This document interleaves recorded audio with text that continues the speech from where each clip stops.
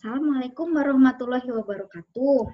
Hari ini saya akan menerangkan keberadaan virus dalam klasifikasi makhluk hidup. Seperti kita ketahui, prinsip dari klasifikasi adalah pengelompokan makhluk hidup, di mana makhluk hidup disatukan dalam bentuk keberadaannya yang sama, dan dilihat juga yang dinamakan dengan hubungan kekerabatannya. Nah, selama ini pemberian nama dari makhluk hidup ini berdasarkan dari jenisnya, spesies, dan varietasnya. Misal, seperti pemberian nama bakteri yang kita ketahui adalah spesies Lactobacillucaceae dengan varietas Chirotas strain.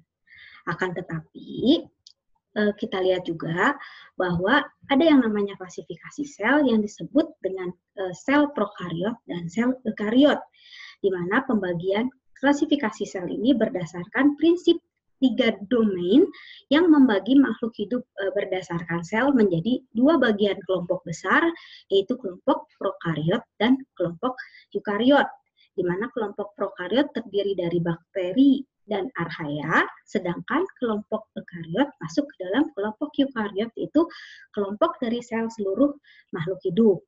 Nah, kemudian kita lihat pada slide sebelumnya, di manakah posisi dari virus dalam sistem klasifikasi sel.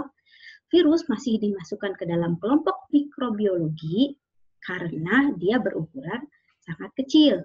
Akan tetapi, dalam kelompok mikrobiologi ini kita bisa lihat bahwa garis yang terputus-putus adalah kelompok dari virus, sedangkan garis yang tebal yang masuk ke dalam kelompok mikrobiologi adalah kelompok bakteri, mikrofungi, mikroalga, dan protozoa.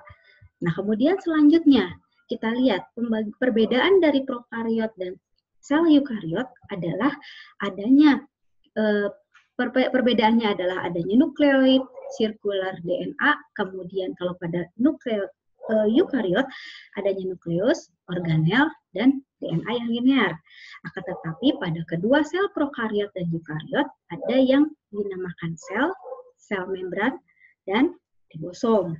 Nah, sekarang berdasarkan dari klasifikasi sel, kita bisa melihat bahwa virus diklasifikasikan sebagai sesuatu yang bukan merupakan sel, melainkan disebut partikel, di mana partikel ini dibuat dari protein yang melindungi material genetik yang fungsinya dapat menginvasi sel yang hidup.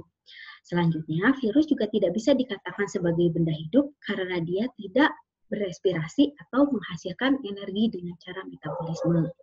Nah, kemudian kita lihat juga bahwa virus tidak dikelompokkan ke dalam makhluk hidup karena dia tidak dapat bereproduksi. Akan tetapi yang dia lakukan adalah dia dapat bereproduksi apabila dia terdapat dalam makhluk hidup yang lain.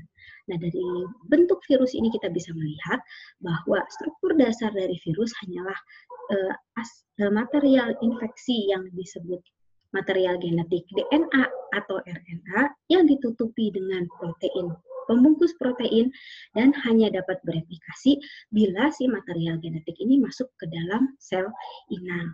Dan dia menggunakan sel inang sebagai mesin metabolisme.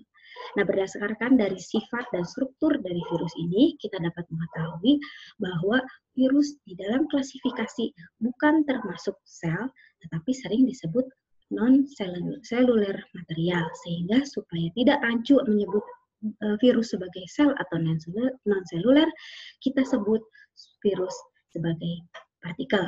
Demikian mungkin untuk penjelasan tentang masuknya virus dalam sistem klasifikasi secara biologis. Sampai kita bertemu lagi dalam pertemuan yang lain. Terima kasih, selamat siang.